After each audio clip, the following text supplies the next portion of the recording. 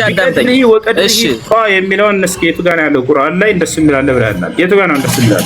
አለ ሱራ 6 እሺ ሱራ 6 ምዕራፍ 19 ላይ አለ። እሺ ሱራ 6 ምዕራፍ 19 ላይ ቢቀድርሂ ወቀድርሂ ጧ የሚለው እዛ ነው ያለው። ቢቀድርሂ አልቀድርሂ ጧ በአራት መንገድ በቁርአን ላይ ይናገራል። እኔ ይላል በነጠላ እኔ ይላል። ለምን እኔ አይልም ብሎ የሚጠይቅም ሰው አለ። አንዳንዴ እየመጣ አላህኛ ይላል። ለምንድን ነው እኔ የማይለው? ላ እኔ ይላል ብዙ ቦታ ላይ። እሱ ከሆነ ጥያቄ የምትፈልጉት እነኒ አነ አላህ ላ ኢላሃ ኢላ አነ ይላል። እኔ አላህ ነኝ ከእኔ በስተቀር ሌላ ማንም አምላክ የለም ይላል። ወአን ዕቡዱኒ ሃዛ ሲራጡ ሙስተቂም ይላል። እኔም ብቻ ተገዙኝ ይህ ነው ቀጥተኛው መንገድ ይላል። እኔ እያለ ብዙ ቦታ ላይ በነጠላ ራሱን ይገልጻል። እኛ ይላል፣ እርሱ ይላል፣ ያ ይላል። በእነዚህ በአራቱ መንገድ ይናገራል።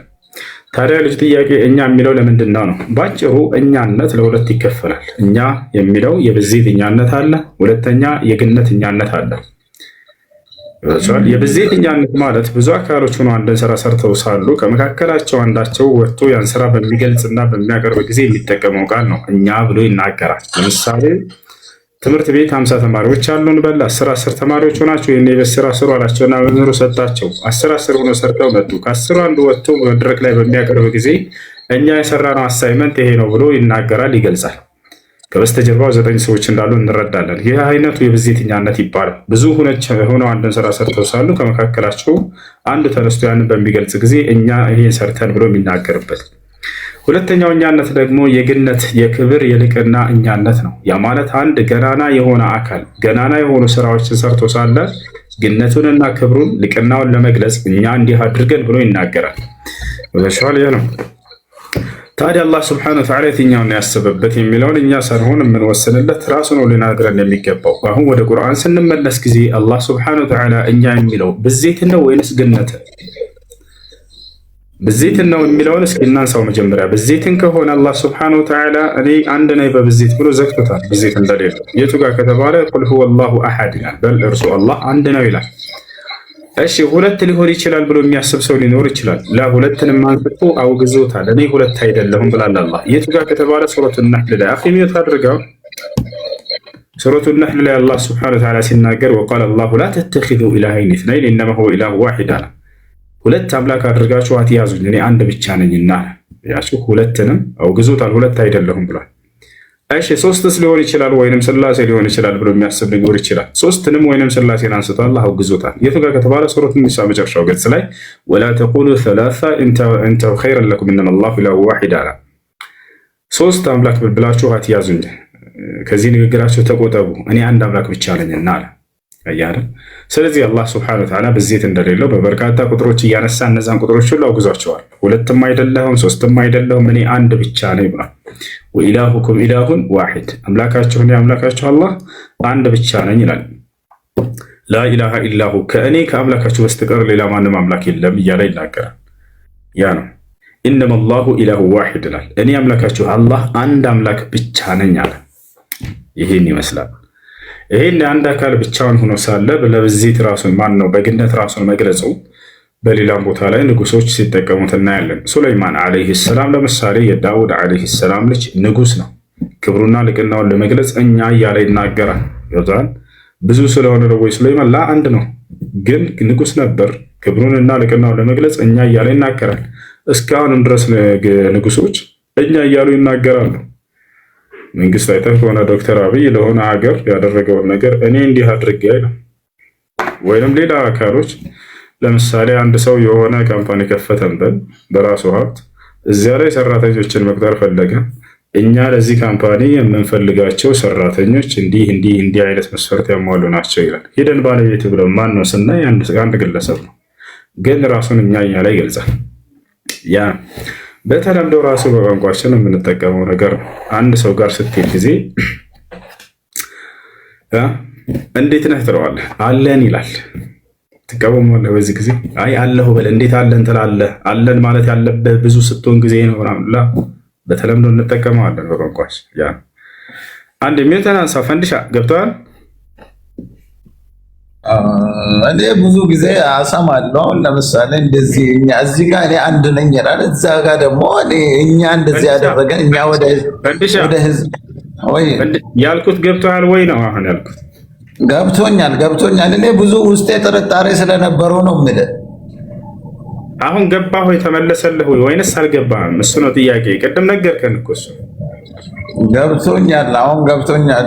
ግን አሁንም ገና 100% ሁኜ ብዙም ማረጋግጥበት እንትን የለኝም። ገና አየዋለሁ። ካልፈልግም ማስረጃ በለንና ያለ ማስረጃ እኔ ላረጋግጥልህ አልችልም። አሁን የተናገርኩት ሁሉ በማስረጃ ነው። እንዳሳየህ ፈልገህ ከሆነ እናሳያለን።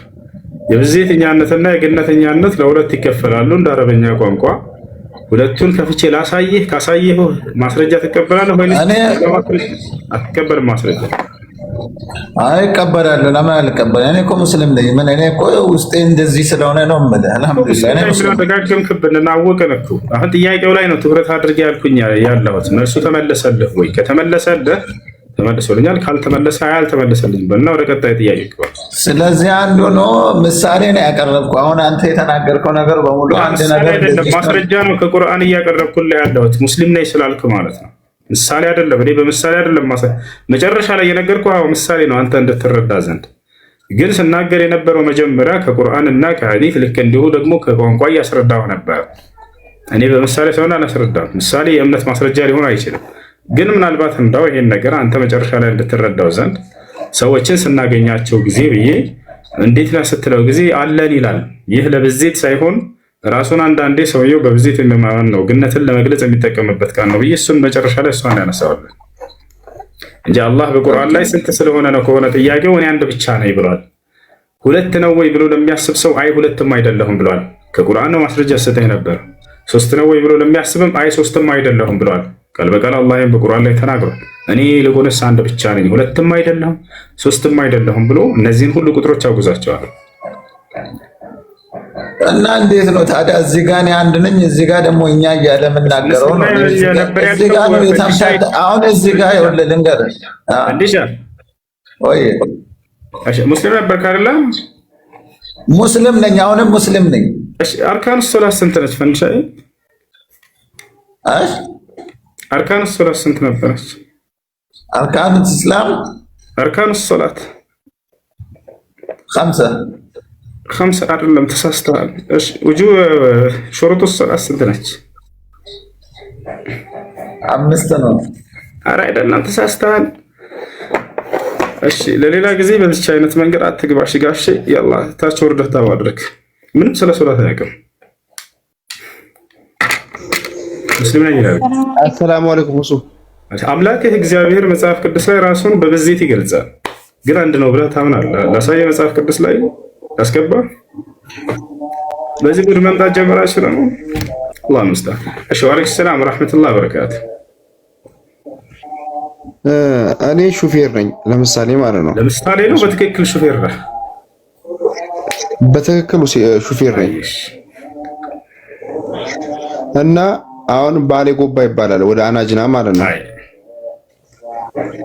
እና በአመት ሁለቴ ሁሌ ይዣቸው ሄዳለሁ ሰዎቹ። እና በእኔ ምን አይነት ነገር እንትን ይላል? ወደ አምልኮ ቦታ ከሆነ የምትወስዳቸው እሱ ስህተት ነው። ለአምልኮ ለሚሄዱ ሰዎች ወይንም ደግሞ አስካሪ መጠጥ ሊጠጣ የሚሄደን ሰው ወይንም ደግሞ ሊሰርቅ የሚሄደን ሰው አይ የትራንስፖርት አገልግሎት ልስጠው ማለት ኃጢአት ነው፣ አይቻልም። አይሽ ያው ከፍለውን እኔ አሁን ከፍለውኝ ነው የሚሄደው። ከፍለውኝ በመኪናው ጭኛቸው ሄዳለሁ።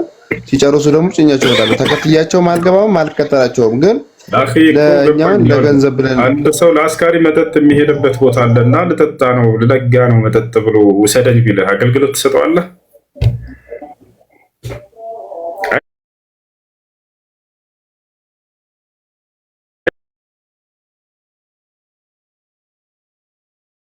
ናቸው ውሸታሞች ናቸው። አይሆንም፣ አይቻልም። እሺ ውስጥ ሌላ ደግሞ ይሰማል።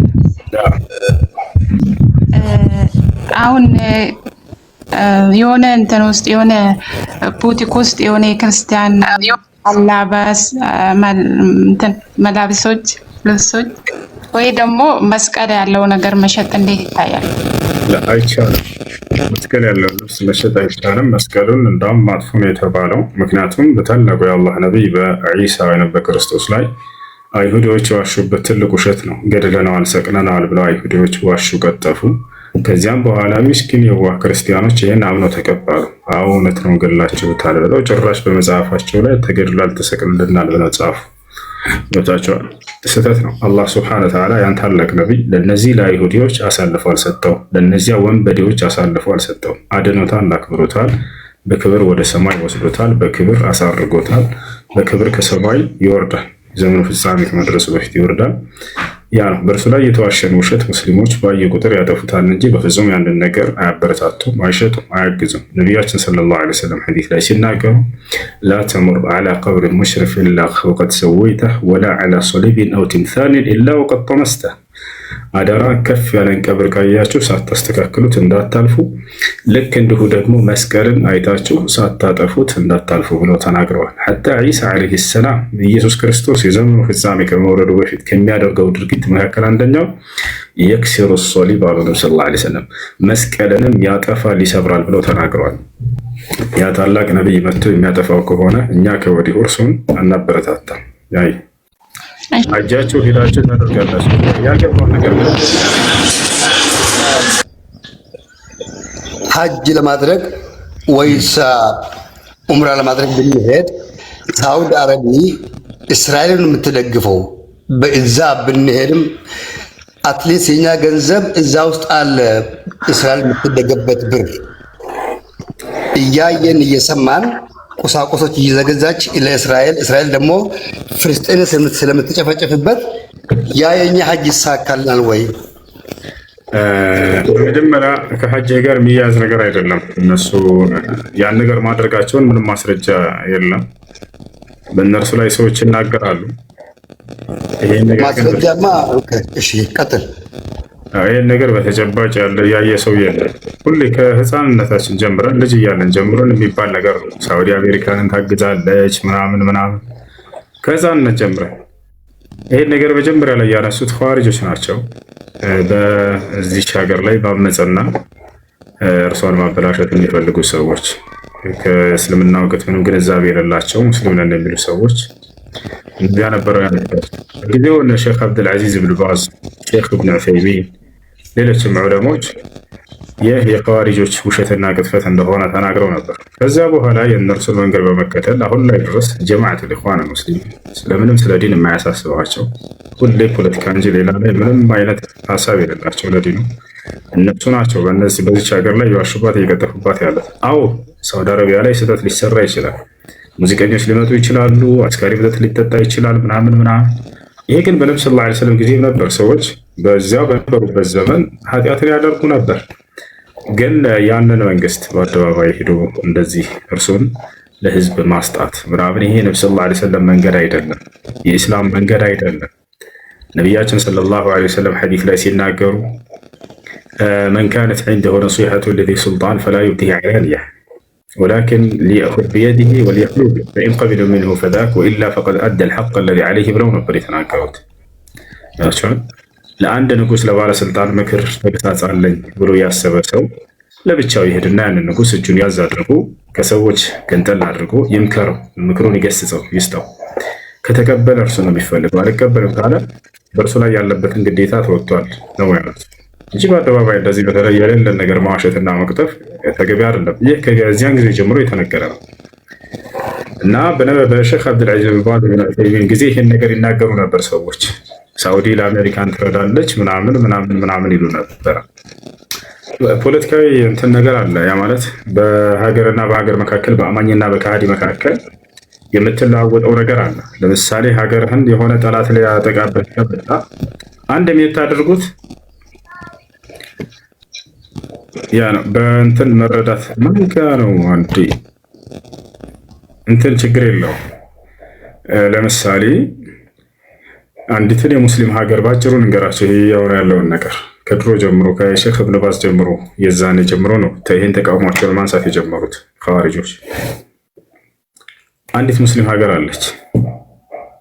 ይችን ሙስሊም ሀገር ሌላ ሙስሊም ነኝ የሚል እንደ ሺዓዎች እንደ ኢራኖች በክህደት መንገድ ላይ በቢድዓ መንገድ ላይ ያሉ ሰዎች መጥተው ይችን የሱና ሀገር እናጠቃለን ቢሉ የዛኔ ከሃዲዎች በሆኑ አካሎች ግን ከዛች ጥቃትን ከምትፈልገዋ ከእርሷ በላይ በሆኑ ከሃዲያን አካሎች መታገስ ገንዘብን ሰጥተህ ሊሆን ይችላል። ችግር የለው።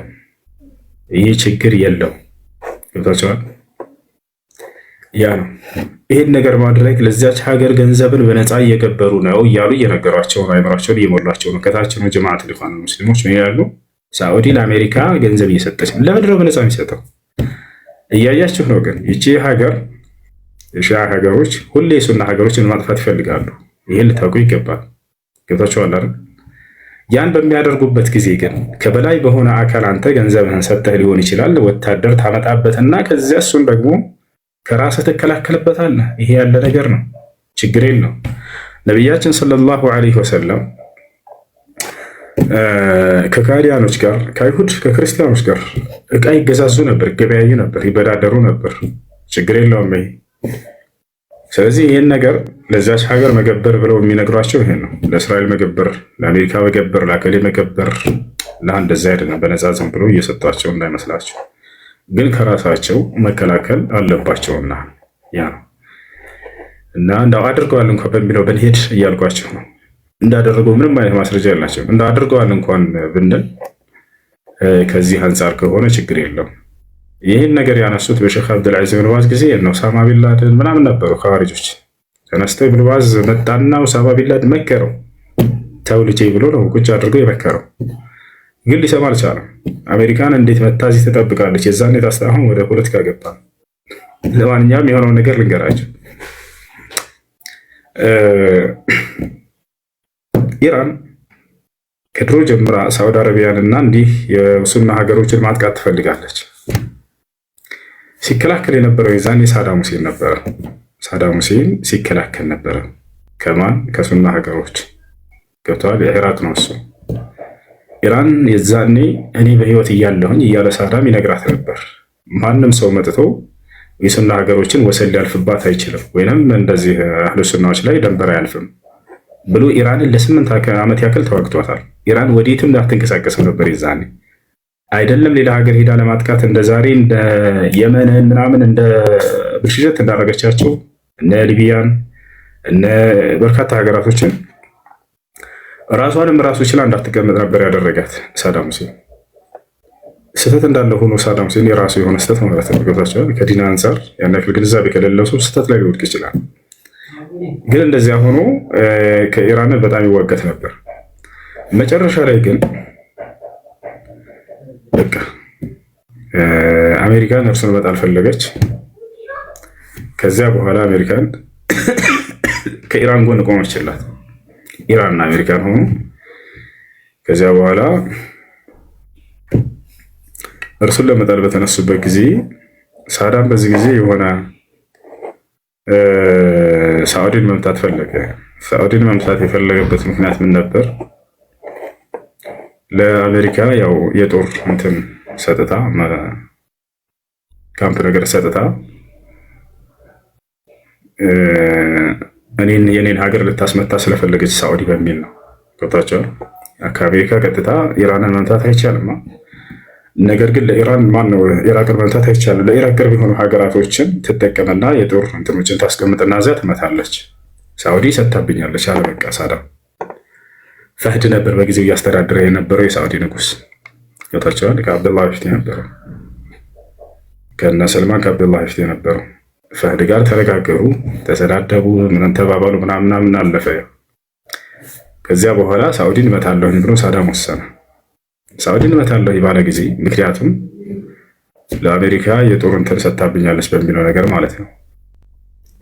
ከዚያ በኋላ እሷን እመታለሁ ባለ ጊዜ ዑለሞች እነ ሼክ ኢብን ባዝ እና ሌሎችም ሳዳምን መዋጋት እንዳለባቸው ወይም ደግሞ የአሜሪካ ወታደሮችን አምጥተው ከሳዳም ጦር መከላከል እንደሚቻል ተናገሩ። ገብታቸዋል። በተለይ ካዕባን ወይንም መካን እንዳይመታ የአሜሪካ ወታደሮች ሳዑዲ መጣችና አስጠበቀች። ከማን? ከሳዳም ጥቃት ለመከላከል። በዚህ ጊዜ ነበረ እነ ኡሳማ ቢንላደን የተነሱት። በቃ እንዴት ካፊር ከአሜሪካ መጥቶ ሀገራችንን እንዲጠብቅ ይሆናል እኛ እያለን አለ። ገብታችኋል? እኛ እያለን እንዴት ካፊር ሀገራችን መጥቶ ሊጠብቅ ይችላል? ከዚያ በኋላ ለአሜሪካን ገንዘብ እየሰጠች ሳዑዲ የሚለው ይህ ተረት የዛኔ ነው መጀመሪያ የጀመረው። ለምን እንደሆነ ግን ገባቸው አይደለ? የአሜሪካ ወታደሮችን ያመጣችው ይህ ጠላት የሆነ አካል ሳዑዲን አጠቃለሁ ባለ ጊዜ ከራሳቸው ለመከላከል ያደረጉት ነገር ነው። እነ ኢብኑ ባዝ ታላላቅ የጊዜያችን ዑለሞች ይሄን ጉዳይ ተጠይቀው ፈትዋ ሰጥተዋል እንደሚቻል ገብታችኋል። ለተወሰነ ጊዜ የዚያ የጠላት ጥቃት እስኪወገድላቸው ድረስ ከራሳቸው መከላከል ከቻሉ ገንዘብን ሰጥተው ከእርሱ በላይ የሆነን አካል አስመጥተው ይችላሉ። ይህንንም አስቻሉ። ገብታችኋል አይደል? ይህንንም ቻሉ። ሳዳም በፍጹም ሊያጠቃ አልቻለም ሳውዲ አረቢያን። ከዚያ በኋላ ወታደሮቹን ሳዳም እንትን ካለ በኋላ ጉዳዩ ከተፈጸመ በኋላ እነዚህን ወታደሮች ከሳውዲ ውጡ አሏቸው፣ አስወጧቸው። ከመካ እንዲወጡ ተደረገ። የዛኔ ነው ኡሳማ ቢንላደን እኛ የሀገሪቷ ልጆች አለን፣ ሙስሊሞች አለን፣ እኛ እንጠብቃለን አለ። ካልሆነ ግን አይሆንም ብሎ ሲናገር ጊዜ ኢብኑ ባዝ አምጥተው መከሩት። ቁጭ አድርገው ኢብኑ ባዝ አምጥተው ተው ልጄ ያሉት ይሄ እናንተ አቅሙ የምትችሉት ነገር አይደላቸው፣ ከእናንተ በላይ የሆነ ኃይል ነው። ስለዚህ ከሃዲያኖችን በገንዘባችን ቀጥረን ከእንዲህ ጥቃትን ከሚያስብ አማኝ ከሚል አካል መከላከል ችግር የለውም ብለው መከሩት። ያንን ነገር አልቀበልም አለ። በዚያ አመፀው ኡሳማ ቢንላደን፣ በዚያው ወጣ ከሳውዲ አረቢያ። ከዚያ በኋላ በሳውዲ ላይ ሌላ ስም ዘራት ተጨመረ። ግን ሰዎች የዑለሞችን ንግግር ቢሰሙ መልካም ነበር። الشيخ عبد العزيز بن باز، الشيخ ابن عثيمين፣ الشيخ صالح الفوزان፣ الشيخ ربيع المدخلي እዚህ ሁሉ ታላላቅ ዑለሞች ጉዳዩን በሰዓቱ በደንብ አድርገው አውቀውታል። ከዲን አንጻር አይተው ችግር እንደሌለው ተናግረዋል ማለት ነው። ይህን ይመስላል። አይ እሺ ልጆች ይህን ይመስላል ባጭሩ። ፖለቲካ ውስጥ ገባ። አይ ቀጥሉ።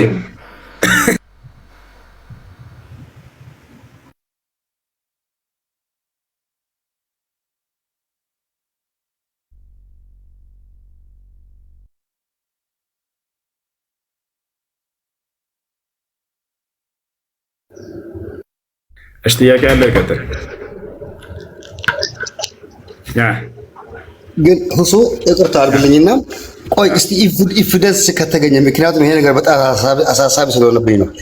ኢቪደንስ ከተገኘና ከታወቀ ከሁሉም በኩል እያየን እየሰማን አሉባልታ ሳይሆን አገሩ ሚዲያ ሀገር ነው። አሁን ቴክኖሎጂው እንደ ድሮ አይደለም፣ በጣም ሄደዋል።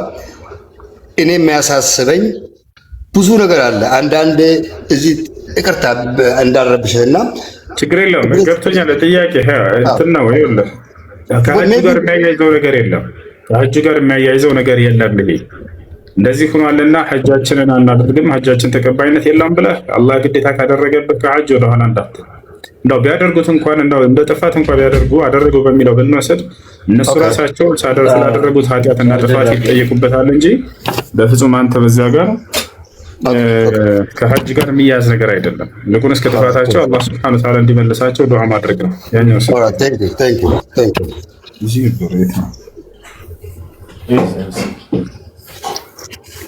እሺ ሰላም አለይኩም። ያኛው ከልብ እዚህ ትንሽ ይተራል አይሽ ሰላም አለይኩም ኡስታዝ። ሰላም ወራህመቱላህ። እንዴት ነው? ደህና ነኝ አልሐምዱሊላህ። ጥያቄ ነበረኝ። እሺ ጥያቄሽ ምንድን ነው? ጥያቄ እኔ ባለትዳር ነኝ። ያኔ ያገባሁት በአባቴ በኩል ነበረ። ያኔ የእሱ አባትና የኔ አባት አንድ ስራ የመንግስት ስራ ይሰሩ ነበረ። ልጁን አላውቀውም፣ አባቴ ያውቀዋል። ያኔ ቅርብ ነው። ግን ሆኖም የሆነ ትምህርት ቤት ስብሰባ ባለበት አባቱም ሄዶ ነበር። በዛ አጋጣሚ እሱም አይቶኝ እኔን ያቀኛል፣ እኔ አላውቅም። ከዛ ገና ተማሪ የስድስተኛ ክላስ ተማሪ ያለው አባቴ ያዳረኝ። ከዛ እኔ አንድ ቀን መጀመሪያ ቀን ሲመጣ ራሱን ያልፈልግም ገና አይደለው ስለው እናቴ ራሱ ትማር ልጅ አይደለችም ወይ ሲል ያው ለጓደኛው ነበር ያዳረኝ ማለት ነው አባቴ። ከዛ አንድ ከሆነ በኋላ እኔ ሲጀመር አልፈልግም በዛ ላይ ደግሞ አየሁኝ። ከዛ አልወደድኩትም።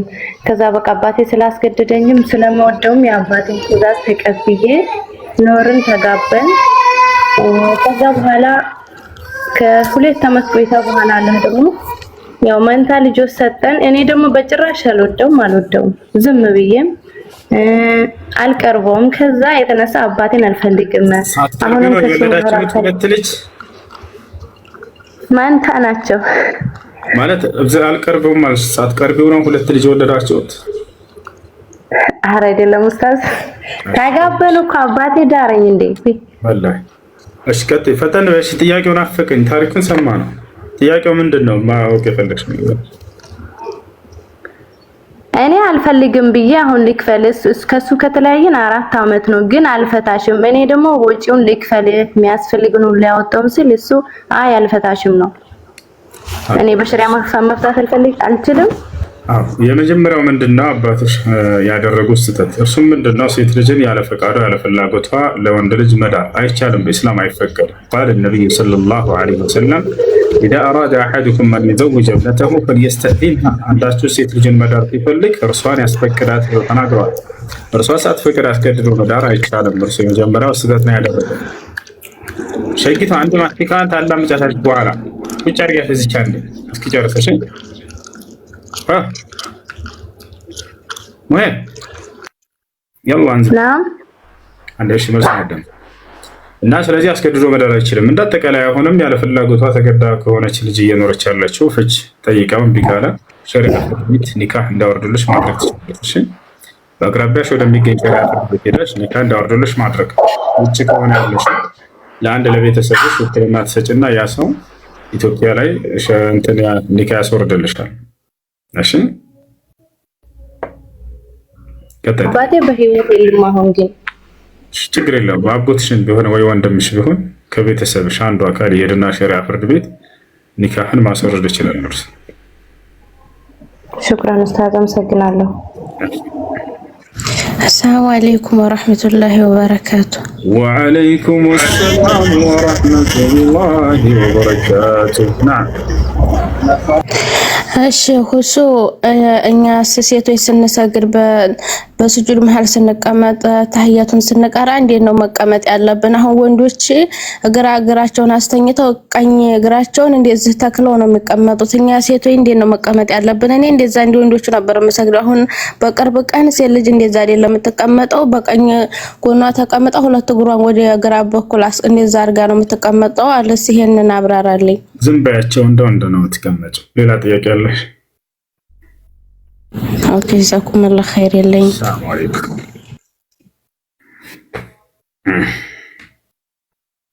ሄሎ ሰላም አለይኩም። ወአለይኩም ሰላም።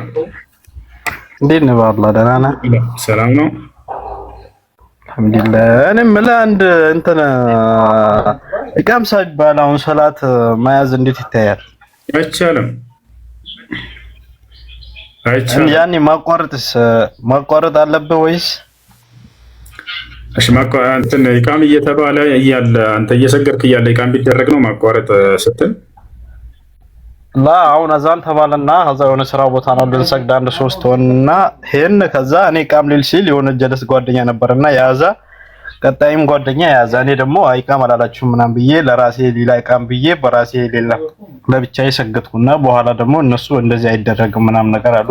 እሺ ወደ መስጂድ ሄዳችሁ ያዛን ሰምታችሁ ከሆነ በጀማዓ ነው መስገድ ያለባችሁ ከኢማሙ ጋር። በጀማዓ ነው መስገድ ያለባችሁ ከኢማሙ ጋር። ነቢያችን ሰለላሁ ዐለይሂ ወሰለም من سمع النداء فليأتي إلى المسجد فلا صلاة له إلا من عذر والعذر هما المغفور። የአዛን ድምፅ ሰምቶ ወደ መስጂድ በመሄድ በጀማዓ ያልሰገደ ሰው ቤቱ ቢሰግድ ሶላት የለውም ብለው ተናግረዋል። ስለዚህ መስጂድ እስከሄዳቸው ድረስ በጀማዓ ነው መስገድ ያለባቸው። ጀማዓ ሳይሰገድ አሁን እኛ መስጂድ መሄድ አንችልም ያለነው ግቢ ውስጥ ስለሆነ ሳውዲ ነንና መውጣትም ስለማይቻል አሁን እዛ ጀማዓው ዝም ብሎ እዛ ግቢ ውስጥ መስገጃ ቦታ አለ። እሱ ከሆነ ወደ መስጂድ መሄድ የማትችሉበት ሁኔታ ላይ ከሆነ ያላችሁት ለምሳሌ ፈርታችሁ ሊሆን ይችላል፣ ወይንም ደግሞ ታማችሁ ሊሆን ይችላል። አዛን ከተባለ መስጂድ ኢቃም እስኪደረግ መጠበቅ አይጠበቅባቸውም። ቤታችሁ ከሆነ መሰግዱት አዛን እንደተባለው ወዲያው ኢቃማ አድርጋችሁ በጀማ መስገድ ትችላላችሁ። በአንድ ቤት ያላችሁ እንደዛ ይቻላል። ጠይብ እሺ ያ ነገርስ እንዴት ይታያል ነው? አሁን እኔ ያረኩት ነገር እኔ ያ ነገር ግራ ስለገባኝ በጣም የተጨቃጨቀ ነበር። እኔ አሁን እነሱ እንደዛ ኢቃም ሳይባል ሳንል ማለት ነው ዝም ብሎ ሶስታችን ኢቃም ሳንል እነሱ ያዙ። አዛ እኔ ደግሞ ኢቃም አላላችሁም እኮ እናንተ እንዴት ነው ምናምን ነገር ብያቸው ዝም ብሎ ያዙ እነሱ። እኔ ደግሞ ለዳር ዳር ወጥቼ እዛው በራሴ ኢቃም ብዬ ለብቻ ያዝኩ።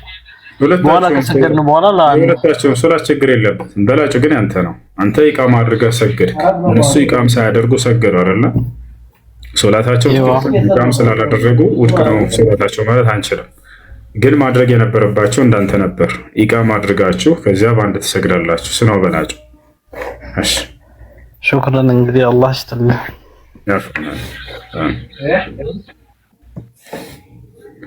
እሺ ሰላም አለይኩም። ወአለይኩም ሰላም ወራህመቱላህ። እኔ ጥያቄ ወላጆችን በስማቸው ነው የምጠራቸውና አሁን ላይ ራሴን እያወኩ በመጣው ቁጥር እኔ በስም መጥራት አልፈልግም። ግን እኔ በስም አልጠራችሁም ብዬ ስላቸው እነሱ ደግሞ በስም ያስለመድሽን፣ ስለዚህ በስም ጥሪን፣ ሌላ እማ አባ ብለሽ ስጠሪን እኛ ደስ አይለንም አሉኝና እንዴት ይሻላል? በስም የነሱን ፍላጎት ልሙላ ወይስ ግዴታ እንትን ማለት አለብኝ? እንደ አስሉ እንደ መሰረቱ ልጅ ወላጆቹን በስማቸው ሊጠራ አይገባም። ሐራም ነው ሳይሆን አደብ አይደለም፣ ስርዓት አይደለም። አቡ ሁረይራ ረዲየላሁ ዐንሁ ታላቁ የነብዩ ሰለላሁ ዐለይሂ ወሰለም ሱሐባ ሲናገር ላ ቱናዲ አባከ ቢስሚህ ወላ ተምሺ አማመህ ወላ ተጅሊስ ቀብለ አን የጅሊስ። እነዚህን ሶስት ስርዓቶች ከወላጆች ጋር ማድረግ እንዳለባቸው ያስተምራል። ወላጆችህን በስማቸው አትጥራቸው አለ አቡ ሁረይራ። አይታችሁ ከሆነ ነቢያቶች በቁርአን ላይ ወላጆቻቸውን በስማቸው አይጠሩ። ታዲያስ አባቴ እያሉ ነው የሚጠሯቸው፣ እናቴ እያሉ ነው የሚጠሯቸው። ማስረጃ ኢብራሂም ዓለይሂ ሰላም በሱራ መርየም ላይ ያ አበቲ ኢኒ ቀድ ጃአኒ ሚነል ዒልሚ ማ ለም የእቲከ ፈተቢዕኒ አህዲከ ሲራጠን ሰዊያ። አባዬ ሆይ ወደ አንተ ያልመጣልህ እውቀት ወደ እኔ መጥቶልኛልና ተከተልን ቀጥተኛውን መንገድ መራህ ዘንድ። ያ አበቲ ላ ተዕቡድ ሸይጣን፣ አባዬ ሆይ ሰይጣንን አትገዛ። እነ ሸይጣን ካነ ሊረሕማን ዓሲያ። ያ አበቲ ኢኒ አኻፉ አን የመሰከ ዐዛቡ ሚነ ረሕማ። አያቸው አባቴ አባቴ አባቴ እያሉ ነው ነቢያቶች የሚጠሩት፣ በስማቸው አይጠሯቸው። ወደ ዒሳ ዓለይሂ ሰላም እንምጣ። እናቱን ማን ብሎ ነበር የሚጠራት? አንቺ ማርያም እያለ ላ አይደለም። ያ ወበረን ቢዋሊደቲ፣ በእማዬ ላይ መልካም እንደውልላት ለእናቴ አዞኛል እያለ ዒሳ ራሱ እናቴ እያለ ነበር የሚጠራት። ዒሳ እናቴ እያለ ነበር የሚጠራት ማለት ነው። እሺ ይህን ይመስላል። ነቢያቶች እናቶቻቸውንና አባቶቻቸውን እናቴ እያሉ ነው የሚጠሩት። ብሮ እንዴት አደርግ አንዴ እና ስለዚህ እናቴ እያለ ነበር የሚጠራት። ሜት አታድርጉ፣ ችግር መናገር ፈልገህ ነው። በዚህ ላይ ሄኖክ ሜታን አንሳ። ሄኖክ አለ። አይ ጨርስ፣ ችግር የለም ጨርስ። በዚህ ላይ ለምሳሌ ኢየሱስ ክርስቶስ መጽሐፍ ቅዱስ ላይ አንቺ ሴት እያለ ነበር እናቱን የሚጠራት ማርያምን አንቺ ሴት እያለ ነው የሚጠራት። ታውቃላችሁ? ሄኖክ ያውቃል። ይሄ ለምሳሌ ሄኖክ ኢየሱስ ክርስቶስ እናቱን አንቺ ሴት ነበር የሚላት አይደለ? አንተ እናትህን አንቺ ነበር የምትላት? አንዴ ኢየሱስ ክርስቶስ እናቱን አንቺ ሴት ነበር የሚላት አይደለ? አዳምጠኝ እሺ። እናትህን አንተ ማን ነው የምትላት? እናትህን፣ ወላጅ እናትህን። እኔ እማዬ እያልኩ ነው። አንቺ ነው የምትላት? እማዬ ወይንም እናቴ እያልኩ ነው የምጠራት። ግን ኢየሱስ ክርስቶስ ኢየሱስ ክርስቶስ እናቱን አንቺ የሚል አንቀጽ መጠሪያ አለ? እንትኑ አለ? ምዕራፉ አለ? አዎ ማስረጃ እስቲ አሁን አንብበው። ዮሐንስ ወንጌል ምዕራፍ 2 ከቁጥር 1 ጀምረህ አንድ አንብበው። ብሮ ቢቀድርህ አልቀድርህ እጧ ይላል ቁርአኑ ማለት ነው። ለመሰለ ከአቅም በላይ መንጠራራት ጅማት መበጠስ ነው እንደማለት ነው። አሁን ይሄ አይ ቲንክ እንትን ነው። አልገባህም አንተ አካሄድ የቱ ጋር ነው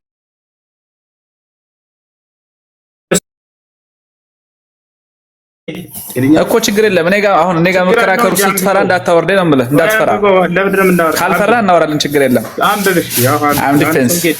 ዮሐንስ ወንጌል ምዕራፍ 2 ከቁጥር 1 ጀምረህ አንብበው። እኔ ማስረጃ አምጣ ስላልከኝ ሰጠህ። አንብበው። ጥያቄ እኮ አንተ መልስ አልሰጠኝም። 24 ሰዓት አለፈ። ሰጠው። የቱ ጋር ነው አንቺ ሴት እያለ የሚጠራው? ማስረጃ አለው ወይ አልከኝ። መልስ ሰጠው። ዮሐንስ ወንጌል ምዕራፍ 2 ከቁጥር 1 ጀምረህ አንብበው። አረ ኖርማል፣ ይሄ ምንም የለም። የትኛው ቁጥር ነው? የትኛው አንቀጽ ላይ ነው? ማስረጃ ሰጠው እኮ ጤነኛ አይደለም። ስንተኛው ምዕራፍ ላይ ነው የተገለጸ? ይሄ ወንድም ይሄ ያንተ አባባል ነው እንጂ የለም አለ ማስረጃ። ዮሐንስ ወንጌል ምዕራፍ 2 ከቁጥር 1 ጀምረህ አንብበው።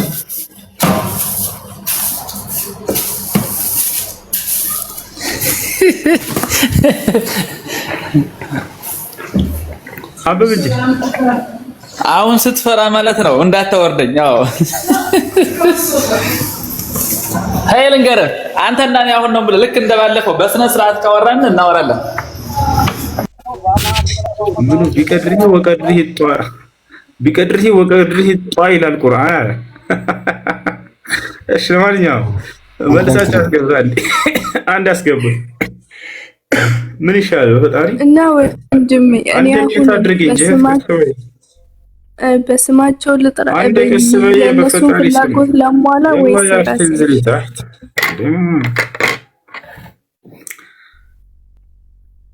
ኢየሱስ ክርስቶስ እናቱን አንቺ ሴት እያለ ነበር የሚጠራት። እንደዚህ የሚል ደንግጧል ልጁ። ይሄንን የሰፈር ዱርዬ ራሱ እናቱን እንደዚህ ብሎ አይጠራም። ዱርዬዎች አይታቸው እናታቸውን አንቺ ሴት ምናምን እያለ ይጠራል አይጠራም። ከዚያ በታች ነው ክርስቶስን ያወረደው መጽሐፍ ቅዱስ። እናቱን አንቺ ሴት እያለ ነበር የሚያናግራት። ይሄ ማስረጃ ካላመናቸው አበበ ይነግራቸዋል።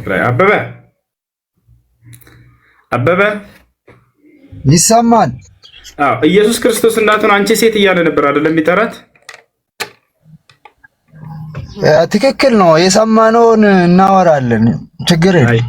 አይዋ አንዴ ቆይ ሄኖክን ላስገባው። ሄኖክ ና ግባ። መጥቷል መሰለኝ። ሄኖክን ማንም ሰው እንዳያወርደው። እሺ ሄኖክ ያውና አበበ አይደለም ወሶ አሁን እኔ ሳስረዳ የፍራቻ እኮ ነው። አንተው ሳስረዳ ካላመንከው ይሄ እያስረዳኸኝ ፈርቼ ነው ያወረድኩህ። በጣም ይቅርታ። እሺ አሁን አልፈራህም። በቃ ይቅርታ። ለምን ትፈራለህ? በቃ እሺ አስረዳ። ፈርቼ በቃ አሁን ላስረዳ ነው። እሺ አንዴ ተረጋጋስ። የፈራ ሰው እድል ይሰጣል። ቆይ አንዴ አበበ እናቱን ኢየሱስ ክርስቶስ አንቺ ሴት እያለ ነበር አይደለም የሚጠራት? አንዴ ንገረው እስኪ። አያውቅም መጽሐፍ። አበበ ሚውተን ሀሳብ ወአለይኩም ሰላም ወራህመቱላህ።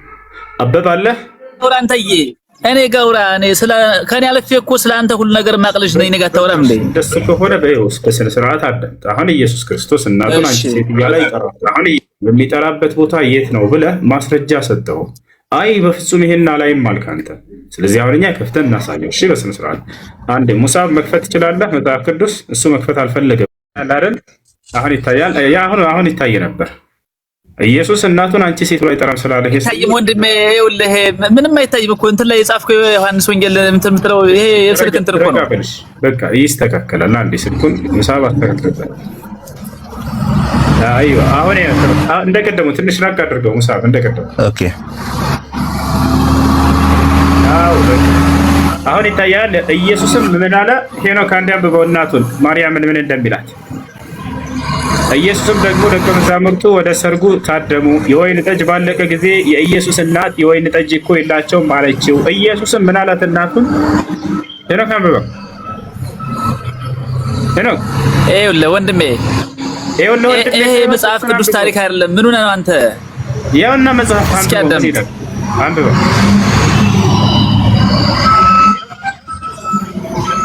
የኔ መጽሐፍ አይደለም ያንተ መጽሐፍ የለ አንተ እንትን ላይ ጽፈህ ያመጣውን ፖለቲካ አይደለም። ልንገርህ አዳምጠኝ። በመጀመሪያ እኔ ጠየቅኩን ጥያቄ ጠይቀህ ነው ወደ ዋናው ነገር የምንገባው አንተና እኔ። አንዴ ቆይ አንዴ። ለዚህ ኢየሱስ ክርስቶስ እናቱን ይኸው ኢየሱስም አንቺ ሴት ከኔ ምን አለሽ ነው ያላት። ሁላ ተመልከት። ከኔ ጋር ምን አለኝ አላት።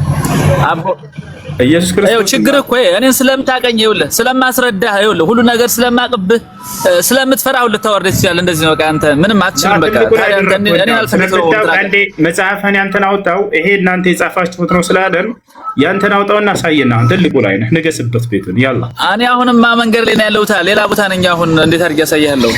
እሺ እንደሱ ከሆነ ይሄን ማሳየት ካልቻልክ በቃ ችግር የለውም። በኋላ መጽሐፍ ይዘህ ስትመጣ ጊዜ ታሳየናለህ። አሁን ደግሞ ቅድም እሺ አዳምጠኝ። እሺ የሚለውን እስኪ የቱ ጋር ነው ያለው? ቁርአን ላይ እንደሱ የሚላል ብለናል። የቱ ጋር ነው እንደሱ የሚላል? አለ ሱራ 6 እሺ ሱራ 6 ምዕራፍ 19 ላይ አለ። እሺ ሱራ 6 ምዕራፍ 19 ላይ ቢቀድርሂ ወቀድርሂ ጧ የሚለው እዛ ነው ያለው። ቢቀድርሂ አልቀድርሂ ጧ። አይሽ ሙሳ ባንድ ይሄንን እስኪ ምዕራፍና ቁጥር ያሳየንና ቢቀድርሂ ወቀድርሂ ጧ ክፈትለት አንዴ። ሱራ ናም ላይ ያለው ሱራ ስንት ነው?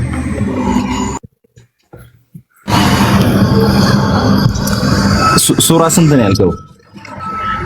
ምን ይሄን እንኳን የማታውቅ ሆነ አንተ ምንም ስንት ጊዜ ይደገምልህ የራስህ። አሁን ይሄ መደገም ያለበት አሁን ይሄ ነውር አይደለም። እሺ ሱራ ስንት ነው ያልከው? እያየ ልክፈትልህ። ይሄን እኮ አንተ ግዴታ መክፈት አይጠበቅብን፣ በቃለ ማብራራት ትችላለህ አንተ። አልፈስ ለኔ እየመጣህ አይደል እንዴ? ማስረጃ ሰጣን እኮ የቱ ጋር እናውጣ? ቢቀድርሂ ወቀድርሂ ጧ የሚለው ቁርአን ላይ የቱ ጋር ነው ያለው?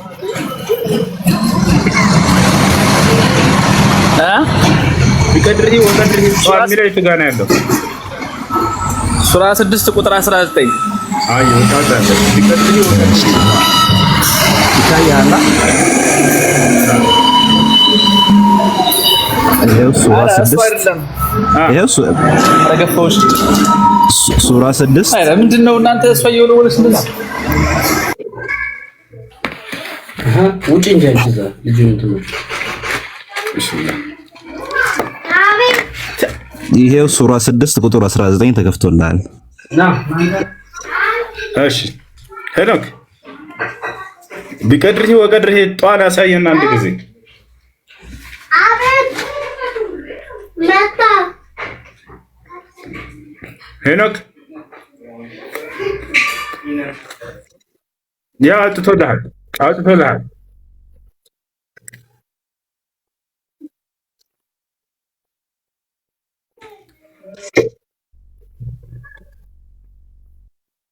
ይፈልጋት ሄዶ ነው እንዴ?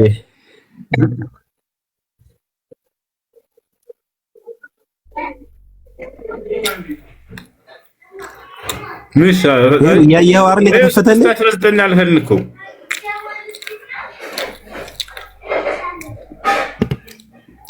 በቃ ምንም ማድረግ አይቻልም። ወላሂ ባዶ ጭንቅላት አድርገው ሰሯቸው። ምንም ማድረግ አይቻልም። በጣም አዝናለሁ ወላሂ ለክርስቲያን ልጆች። ይሄ ልጅ አሁን እኔ እሱን አልወቅሰውም። ይሄ ምንም ጥፋት የለበትም ልጁ። እንደ ማስረጃ ብለው የሚሰጧቸው ግን ምን ማስረጃ ያልሆነ ነገር ባዶ ውሸት ነው ስለ እስልምና የሚሞላቸው። ግን ለእስልምና ጥላቻ ነው። ለእስልምና ጥላቻ ያለው ግን እንዲህ አይነት ነገር እየሰጧቸው ነው። ቢቀድርሂ ወቀድርሂ ጧ የሚላለ ቁርአን ላይ የቱ ጋር የለም በፍጹም እንደዚህ የሚል ቃል። አላሁ ተዓላ ያሳዝናል። አበበ ሰላም ነው? እንዴት ነህ አበበ?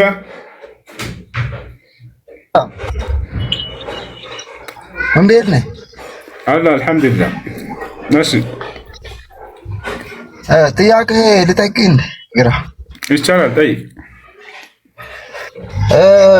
እንግዲህ ሙስሊምና የነቢያቶች ሃይማኖት ነው አይደለ?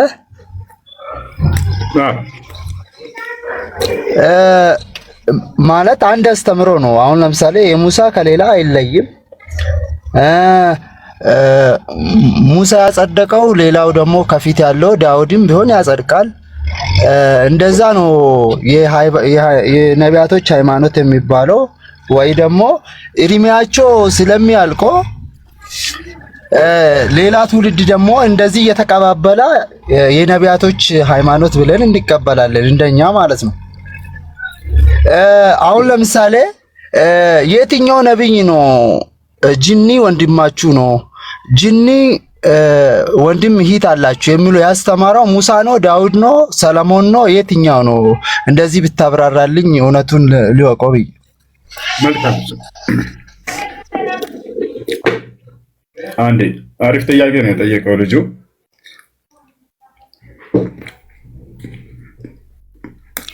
ብዙ ጊዜ የጅን ወንድም አላቸው ይባላል። ከነቢያቶች ይህን ያስተማረ አለ ወይ ነው። በጣም ጥሩ ጥያቄ። ያዳምጡ። በመጀመሪያ ጅን ምንድን ነው የሚለውን እንመልከት። አላህ ስብሐነሁ ወተዓላ ሶስት አካሎችን ፈጥሯቸዋል። መላእክቶችን፣ ሰዎችን፣ ጅኖችን። ሶስቱም የተፈጠሩበት ነገር ይለያያል፣ ባህሪያቶቻቸውም ይለያያሉ። መልአክ የተፈጠረው ከብርሃን ነው። ጅን የተፈጠረው ከእሳት ነው። ሰው የተፈጠረው ከአፈር ነው። ገብታችኋል? አሁን የተፈጠሩበት የመጀመሪያ መሰረታቸው ይሄ እንደሆነ ከተረዳን ባህሪያቶቻቸውስ ምንድን ናቸው የሚለውን ደግሞ እንመልከት። ባህሪያቶቻቸው መልአክ ጻድቅ ነው፣ ኃጢአትን አያደርግም ባጭሩ። ሰውና ጅን ደግሞ ነፃ ምርጫ ፈቃድ ተሰጥቶት የተፈጠረ ፍጡር ነው። በነቢያት በኩል ትእዛዝ ይመጣለታል። የአምላክን ትእዛዝ ጠብቅ እየተባለ አላህን እንዲገዙ ተፈጥረዋል። እነዚህ አምላክ በከንቱ ሰዎችን አይፈጥርም፣ ጅኖችንም በከንቱ አይፈጥርም። የፈጠረባቸው ዓላማ አለ። የሚፈጥርበት ዓላማ ምንድን ነው ከተባለ ለጽድቅ ነው። ያ ማለት አምላክ እንዲገዙ ነው። አምላክን እንዲገዙ ሁላቸውም ተፈጥረዋል፣ ሰዎችም ጅኖችም። ከዚያ በኋላ አላህ በቁርአን ላይ ሲናገር ወማ ኸለቅቱል ጅነ ወልኢንሰ ኢላ ሊያዕቡዱን ይላል። ሰዎችንም ሆነ ጅኖችን እኔን እንዲገዙኝ እንጂ ለሌላ ዓላማ አልፈጠርኳቸውም ይላል። እነዚህ ሰዎችና ጅኖች አላህ እንዴት ነው የሚገዙት ከተባለ አምላክ አላህ ነብያትን አስነስቶላቸው እነዚያ ሰዎችም ጅኖችም የነብያትን ትእዛዝ እየተቀበሉ እንዲገዙ ታዘዋል። ስለዚህ ከሰዎችም የነብያትን ትምህርት የሰማና የተቀበለ እንዳለ ሁሉ ከጅኖችም የነብያትን ትምህርት የሰማና የተቀበለ አለ። ከሰዎችም የነብያትን ትምህርት የካደና ያስተባበለ እንዳለ ሁሉ ከጅኖችም የነብያትን ትምህርት የካደና ያስተባበላል። ስለዚህ ሰዎችና ጅኖች አንድ የሚያደርጋቸው ምንድን ነው ከተባለ በአፈጣጠር ነው ወይ? በአፈጣጠር አንገናኝም። እነሱ ከእሳት ናቸው፣ እኛ ከሰዎች ነን። መላእክቶችንስ በአፈጣጠር እንገናኛቸዋለን? አንገናኛቸውም። እነሱ ከብርሃን ላይ የተፈጠሩት። ግን መላእኮች ወንድሞቼ ናቸው? አይደሉም፣ ወንድሞቼ ናቸው። ከምን አንጻር? በእምነት በአንዱ አምላክ ያመኑ ስለሆኑ፣ አንዱን አምላክ አላህን የሚገዙ ስለሆኑ የእምነት ወንድማማችነት የሚባል ነገር አለ። አላህ በቁርአን ላይ ሲናገር ኢነመል ሙእሚኑነ ኢኽዋ ይላል። አማኞች ወንድማማቾች ናቸው። ወንድማማችነት የሚባል ነገር አለ። አማኞች ምንድነው? ወንድማማቾች ናቸው አለ። ከጅኖች ሲያመኑ የነብያትን ትምህርት ሰምቶ የተከተለው ምኖቼ ናቸው? ወንድሞቼ ናቸው። በምን? በስጋ በናምን አይደለም፣ በስጋ አይደለም። እነሱ ከእሳት ናቸው፣ እኛ ከአፈር ነን። ነገር ግን በእምነት በአንዱ አምላክ በአላህ በማመናቸው ያንን ነቢይ ትምህርቱን በመቀበላቸው የአምላክን ትምህርት የካደስ የጅን አይነት እርሱ ጠላታችን ነው። ሰይጣን ተብሎ የሚጠራ እርሱ ነው። ሰይጣን ጠላታችን ነው። ገብታችኋል? አላህ በቁርአን ላይ ሱረት ፋጢር ላይ ቁጥር 6 ላይ ሲናገር ኢነ ሸይጣነ ለኩም ዐዱወን ፈተኺዙሁ ዐዱወ ይላል። ሰይጣን ለእናንተ ጠላታችሁ ነው ይላል። ሰይጣን ብሎ ማለት የአምላክን ትእዛዝ የካደ የጅን አይነት ነው። ገብታችኋል? እርሱ ጠላታችን ነው። እነዚህ ጅኖችስ ወንድሞቼ ናቸው የሚባሉት ምን አይነቶቹ ናቸው? የካዱት ሳይሆኑ የነቢያትን ትምህርት ሰምቶ የተቀበሉት። ታዲያ የነቢያትን ትምህርት እነዚህ ጅኖች ይሰሙና ይቀበሉ ነበር ወይ ከነቢዩ መሐመድ ሰለላሁ ዐለይሂ ወሰለም በፊት ለሚለው ጥያቄው አዎ። ሱረቱል አሕቃፍ የመጨረሻውን ገጽ እንመልከት። ሙሳን በደንብ ያውቁት ነበር። ሙሳን ይከተሉ ነበር። የሙሳን መጽሐፍ ያውቁ ነበር። የሙሳን መንገድ ያውቁ ነበር፣ ይከተሉት ነበር። ገብታችኋል? ለዚህ ማስረጃ እናሳይ። አንዴ ሙስዓብ አውጣለት ሱረቱል አሕቃፍ የመጨረሻውን ገጽ ላይ ወኢዝ ሰረፍና ኢለይከ ነፈረን ሚነል ጅን የሚለውን ከነቢያቶች መካከል አንድ ነቢይ በደንብ አድርገው የሚያውቁትና የሚከተሉት ነቢይ እንደነበር ማስረጃ። ሱረቱል አሕቃፍ መጨረሻውን ገጽ አውጣ ሙስዓብ።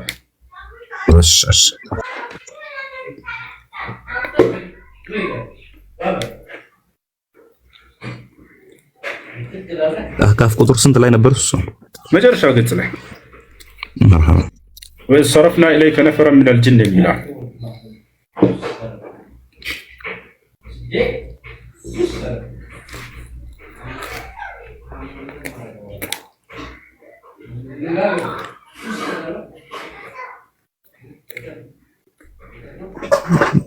እሱ አሕቃፍ ቁጥሩን ያንጣሁትኝ ቁጥሩን እየፈለኩትኝ ነው። እሺ መጨረሻ ወኢዝ ሰረፍና ኢለይከ ነፈረን ሚነል ጅን የሚለው ነው። እንትኑን አሁን ሱራ ዩሱፍ ቁጥር 12 አይደለ? እንትኑን ማለት ነው። ኦኬ ወደ ታች ሐሚሞች ላይ ግባ። ሐሚሞች ላይ ግባና ወደ ላይ ትንሽ ከፍ አድርገው ከጋኔን የሆኑ ጭፍሮችን ሜት አድርጉ ልጆች። ያ ነው ይላል። ከጋኔን የሆኑ ጭፍሮችን ቁርአንን የሚያዳምጡ ሲሆኑ ወደ አንተ ባዞርን ጊዜም አስታውስ። በተጣዱም ጊዜ ወይንም በተሳተፉ ጊዜ ማለት ነው ቁርአንን ለመስማት ዝም ብላችሁ አዳምጡ ተባባሉ። ልክ ቁርአንን ሲሰሙ ጸጥ በሉ ብለው ለቁርአን ያላቸውን ክብር ተመልከቱ። ጋኔን ሲባል ወይንም ጅን ሲባል ለሁለት ይከፈላል። ቅድም እንደነገርኳችሁ የአምላክን ትእዛዝ የካደና የነብያትን ትምህርት የተከተሉ ናቸው። ይሄ ነብያትን ሲከተሉ የነበሩ ጅኖች እንደሆኑ ታች ላይ ታገኛላችሁ። ዝም ተባባሉ። በተጨረሰም ጊዜ አስጠንቃቂዎች ሆነው ወደ ህዝቦቻቸው ተመለሱ አለ። ቀጥል 30 ላይ እነርሱ አሉም ይላል ጅኖቹ፣ ህዝቦቻችን ሆይ እኛ ከማን ከሙሳ በኋላ የተወረደን መጽሐፍ በፊቱ ያለውን መጽሐፍ የሚያረጋግጥ ወደ እውነትና ወደ ቀጥተኛ መንገድ የሚመራ የሆነን ሰማን አሉ ይላል። ተመልከት፣ ማንን ጠቀሱ? ከነቢያቶች መካከል አንዱን ነቢይ ሙሳን ጠቀሱ። የሙሳን መጽሐፍ በደንብ ያውቁት ነበር። ምን አሉ? ከእርሱ በፊት ያለውን መጽሐፍ የሚያረጋግጥ የሆነን መጽሐፍ ሰማን እያሉ ተናገሩ። ወገኖቻችን ሆይ አሉ የአላህን ተጠሪ ተቀበሉ፣ በእርሱም እመኑ። አላህ ከኃጢአታችሁ ለእናንተም ይምራልና ከአሳማሚ ቅጣትም ያድናችኋል እያሉ ተናገሩ። ስለዚህ እነዚህ ነቢያቶች እነ ሙሳ ዓለይሂ ሰላም ጅኖችን ያስተምሯቸው ነበር፣ ጅኖችም ያው ያውቋቸው ነበር። ስለዚህ ይህን ይመስላል። ጅኖች ወንድሞቻቸው ናቸው ሲባል ለሁለት ይከፈላሉ። አማኝ የሆነ ጅን አለ፣ ከሃዲ የሆነ ጅን አለ። ከሃዲ የሆነው ጠላታችን እንደሆነ ደግሞ ሰይጣን ጠላታችን እንደሆነ አንድ ያሳያቸው። ሰይጣን ጠላታችን ገብቶኛል። አሁን ማስረጃ ከመሐመድ ቁርአን አሳየኝ፣ ግን ከሙሳ ከዚህ በፊት ያለው መጽሐፍን መረጃ ልትሰጠኝ ትችላለህ?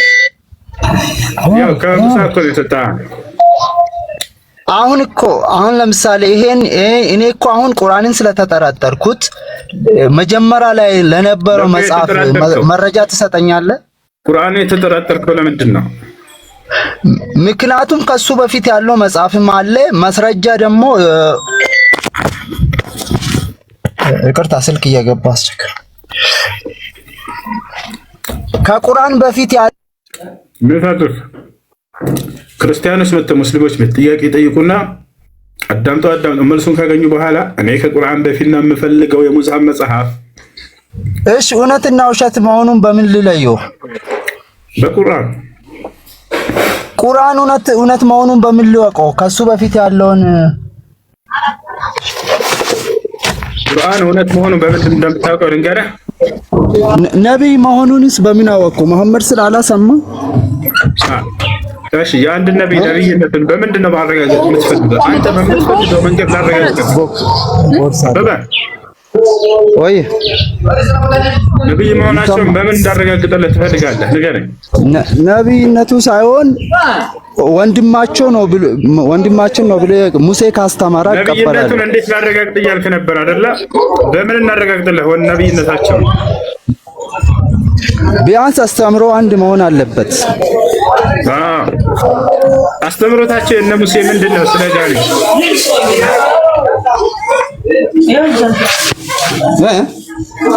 እነ ሙሴ ስለ ጋኔን ያስተማሩት ምንድነው ብለህ ነው አንተ የምታምነው?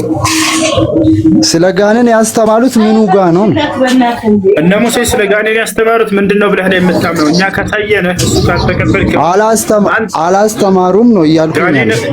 ጋኔን የሚባል መጽሐፍ አይታወቅም።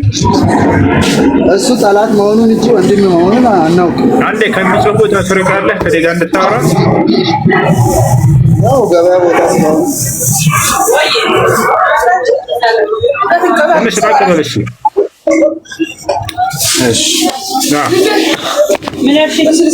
ጋኔን ጠላት መሆኑን አስተምረዋል ነብያቶች ነው ያልከው እነ ሙሴ? አዎ በጣም ጥሩ።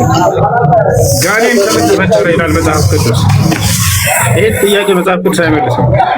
ስለ ጋኔን ስለተባያው የጋኔን ባህሪ የመናገር ሞራል የለው። ጋኔን ከምን ተፈጠረ ይላል መጽሐፍ ቅዱስ? ነብያቶች ነው መጽሐፍ ቅዱስ ስለ ጋኔን ከምን የሚፈጠሩ ግን ወንድማችን ነው ብሎ የሚፈጠሩ ብለህ አታልፍም። ዘመቀ ከምን ተፈጠሩ? ስለ ጋኔን ሙሉ እንትን እስኪ እውቀትን ስጠን። ነብያቶች ምን አሉ? ጋኔን ጠላት መሆኑን ነገሩን እንጂ ወንድም መሆኑን አልነገሩም። ከምን ተፈጠረ? ስለ ጋኔን ከምን ተፈጠረ? ከእሳትና ከንፋስ ነው የሰማው። ማስረጃ ቁርአን ማስረጃ ይሁን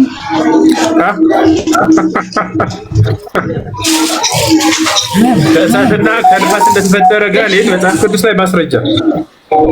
እኔ ከሌላ መጽሐፍ አልጠይቅም፣ ከራስህ መጽሐፍ አንተ በእጅህ ያስከው እኛ አሁን ከእናንተ ነው የጠየቅኩ።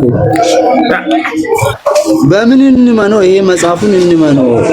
የነቢያት ልክ ጥያቄ ጠይቀው ሲመለስላቸው በኋላ ሲጨናነቁ ፍልስፍና ውስጥ የሚገቡት እንዴት ከቁርአን በፊት የነበረ ሌላ መጽሐፍ ስጠኝ፣ መሐመድ እንዴት ነብይ መሆኑ እንዴት እንደገና ማረጋገጥ ይችላለሁ? መጀመሪያ ምን ነበር ያለው?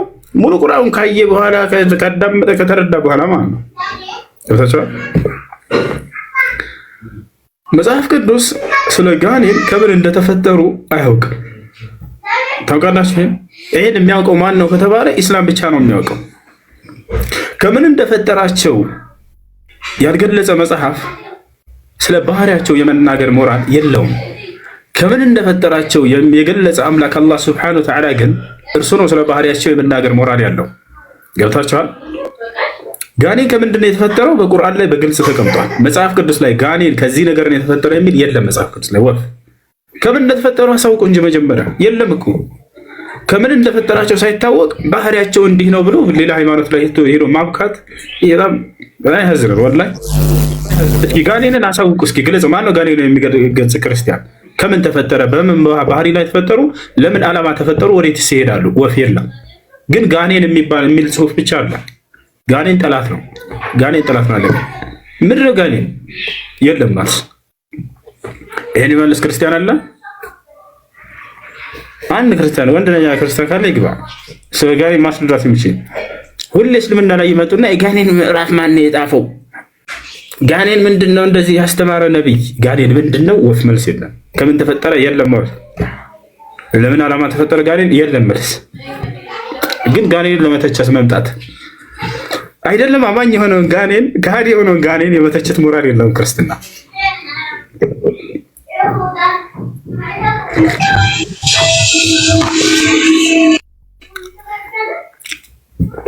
እሺ አበበ እንደገና ተመልሰህ ገብተሃል።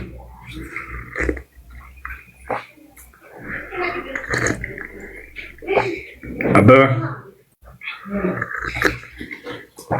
ሰማኝ። ጋኔን ከምን እንደተፈጠረ መጽሐፍ ቅዱስ ያውቃል?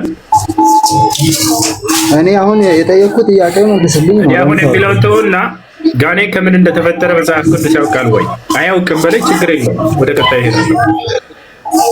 እሱ ሌላ ቀን እውቀት ሙሉ አይደለም። ሌላ ቀን ሳይሆን አሁን ነው የፈለኩት። ግን የጠየቅኩት አንተ ኡስታዝ አይደለም ልጠይቅህ። አንተ ኡስታዝ አይደለም ተመለሰልህ።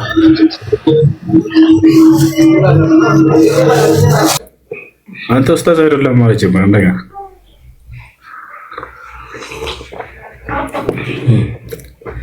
እሺ ለአለርጂካ አሳክማት አካሙተች እንቁላል አታብሊያት በያት ህክምና። እሺ ያውና ጅን ከምን እንደተፈጠረ ከእሳት እንደተፈጠረ ያውቃል በቃል ተቀምጧል በቁርአን ላይ። ነገር ግን መጽሐፍ ቅዱስ ላይ መልስ የለውም። ግን ጅኖችን ይተቻሉ። ለምን እንደሚተቻቸው አያውቁም። ከምን ተፈጠረ አያውቁም።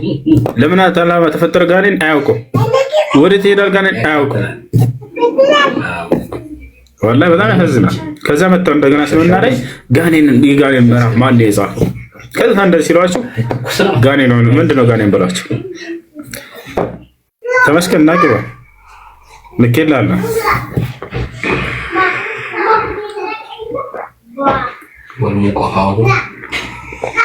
ሎሚያነ እንዳስከራ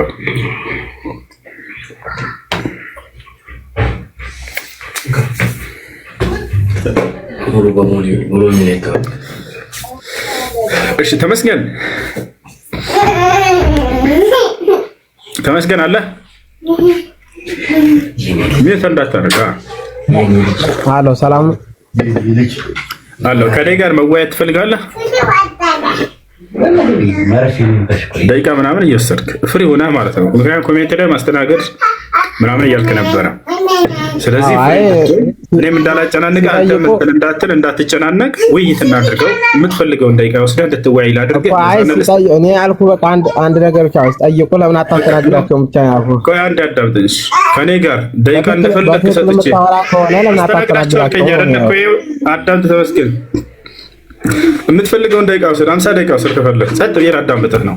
ከኔ ጋር መወያየት ትፈልጋለህ? አሁን እዚህ በዚህ በተነሳው ርዕስ ላይ እየጠየቁ ለምን አታስተናግዳቸውም ነው የምልህ። ማለት ከኛም ተወራ ሰው ነው እነሱ ወረዱ። በቃ አንተ ራስን ቻልና አውራሁን እነሱ ወረዱ። አሁን አንተ ከኔ ጋር ማውራት ትፈልጋለህ ወይ? አዎ ቻው። ማታ ስለማታወራቸው ነው ካንተ ጋር አላወራም። ቻው። ስለዚህ አትችልም። ያ ምን ይሻላል? ፈታ የምትፈልገውን ደቂቃ ወሰድ እናውራ እያልኩኝ አታስተናግደኝም። ያው የምትፈልገውን ደቂቃ ወሰድ እየለመንኩት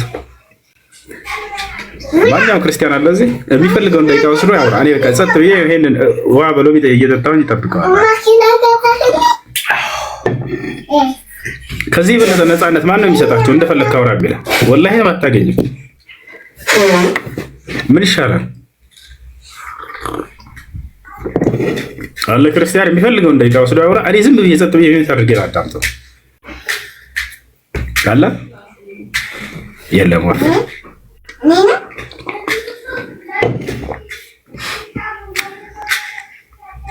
الله المستعان الله المستعان الله المستعان እሺ ጥያቄ ያለው ይጠይቅ።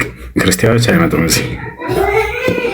እኔ ማነሳው ጥያቄ መልስ የሌለው ጥያቄ እኔ ማነሳው ጥያቄ መልስ የለውም። ስለዚህ አትመልስም። ያለው መንገድ ምንድን ነው? መጠየቅ ይቻላቸዋል። ጋኔን ከምን ተፈጠረ ነው ያልኩት። በቃ ሌላ ነገር አይደለም። የምትፈልገውን ደቂቃ ወስዶ ማንኛውም ክርስቲያን ያስረዳ። ጋኔን ከዚህ ነገር ተፈጠረ ይባል። የቀደሙ ልጅ ተናግረው ነበር። ለምሳሌ ከእሳትና ከነፋስ ነው የተፈጠሩት አለ። እሺ አልኩኝና ይሄን ነገር አስረዳ ማስረጃ ስለው በቃ አላመጣም ማለት ከላይ ያለው ልጅ ክርስቲያን ከሆነ ያወራል። ያገኘሽ ሁለት ሰላም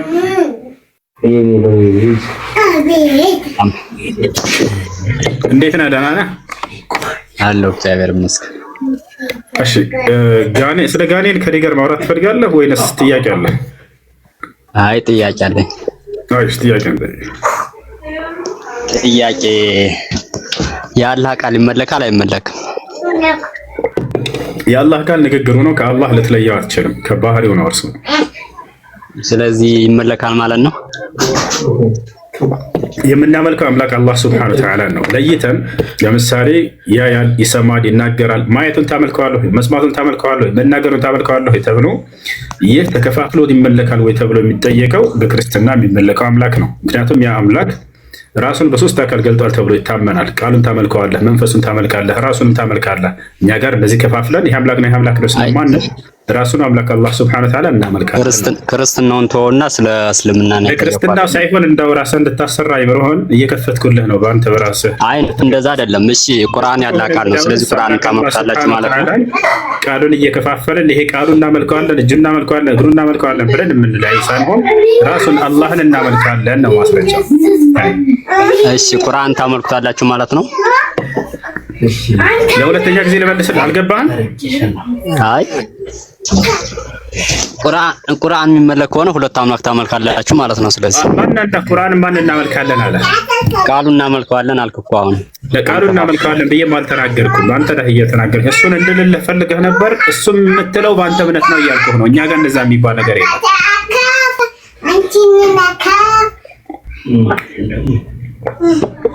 ያ ነው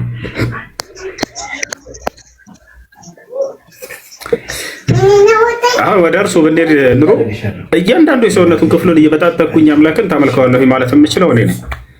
ምክንያቱም እነርሱ ቃሉን ለይተው ተቃሉ አምላክ ነው ብለው ያምናሉ። መንፈሱ አምላክ ነው ብለው ያምናሉ። ራሱም አምላክ ነው ብለው ያምናሉ። እኛ ጋስ የአላህ ቃል ራሱን ችሎ አምላክ ነው ማለት እንችላለን? አንችልም። እንደዛ ገብታችኋል? እንደዚያ ብልኖሮ ታመልከዋለሁ የሚለው ጥያቄ የግዴታ ትጠይቃለሁ አንተ ነህ። ስለዚህ ያን መጠየቅም ያለብህ አምላክን ሁሉን ነገር በጣጥቀህ የቸበቸብክ አምላክ ስላደረከው ማለት ነው። ራሱን አምላክ ነው ይላሉ፣ መንፈስ ቅዱስ አምላክ ነው ይላሉ፣ ቃሉ አምላክ ነው ይላሉ። ገብታችኋል? እኛ ጋር ግን እንደዚህ ከፋፍለን ከአንዱ ከአምላክ ከአላህ ሱብሓነሁ ወተዓላ የሆነ አካሉን እየገጣጠለን ይህ አምላክ ነው የሚል አመለካከት የለንም። ራሱ አምላክ አላህ ሱብሓነሁ ወተዓላ አምላክ ነው፣ የምናመልከው እርሱን ነው።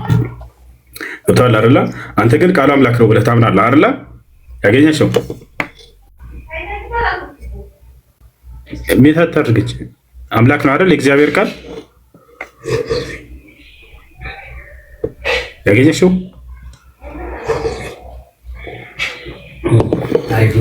አለህ ወይ? የእግዚአብሔር ቃል አምላክ ነው ብለህ ታምናለህ አይደል? ሄሎ አሎ ወይ አይሰማም? አዎ ይሰማል። አሁን የእግዚአብሔር ቃል አምላክ ነው ብለህ ታምናለህ አንተ? አቦን የዛ እኔ ጥያቄ ለመጠየቅ ሳይሆን ለመጠየቅ ነው የገባው አትልም እኮ። እኔ መለስኩልህ በዚሁ አንጻር ያለውን። አንተ ለምሳሌ የአላህ ቃል ቁርአን ታመልካላችሁ ወይ ብለህ ጠየቅከኝ። እኛ እንደዚያ ብለን አናምንም፣ ራስ አላህ ሱብሓነሁ ወተዓላ ነው። አንተ ግን የእግዚአብሔር ቃል አምላክ ነው ብለህ ታምናለህ ወይ? አይ እኔ ጥያቄ ለመመለስ ገና ብቁ አይደለሁም አትልም? ገና ነኝ። ኖ እኮ ጥያቄ ለመመለስ ብቁ አይደለሁም የሚያስብል ነገር አይደለም። ኢየሱስ አምላክ ነው ብለህ ታምናለህ አታምንም? ወይንስ ስለዚህ ሄድ ለመመለስም ብቁ አይደለም? ብቁ አይደለሁም ይሄን ለመመለስ። ኢየሱስ አምላክ መሆኑን ለመናገር ብቁ አይደለም? እሱ ለመመለኩ እንዴ እሱንማ ምን ጥያቄ አለውኝ? በቃ እንደሱ ከሆነ ስለዚህ እግዚአብሔር ቃል ነው አይደል ኢየሱስ ክርስቶስ? ከዚህ ውስጥ አታስገባኝና ሌላ ጥያቄ ስላለ ጥያቄ መጠየቅ ከቻልኩ ሌላ ጥያቄ ልጠይቅ። በቃ እሺ፣ መረዳት አልፈለክም። አሁን አንተ እንድትረዳ አድርገህ ነበር። በራስህ አልፈልግም ካለች ችግር የለም። ጥያቄ ምንድን ነው? ቀጣይ እሺ፣ ጥያቄ አላህን ማወቅ ብፈልግ አሁን እንዴት ነው ማወቅ የምችለውኝ? ቁርአንን በማንበብ ነቢያቶች ስለ እርሱ ባስተማሩት ነቢያቶች በቁርአን ላይ ስለ አምላክ ስለ አላህ ሱብሓነሁ ወተዓላ ማንነትና ምንነት አስተምረዋል። እስኪ አንተ ንገሬ ብለህ አሁን ስለ አላህ መልካም አምላክ አላህ ሱብሓነሁ ወተዓላ ሲናገር ስለ ራሱ አንደኛ የመጀመሪያ ልታውቁ የሚገባው እርሱ መለኮት እንደሆነ ይናገራል። አምላክ የት አድርጎ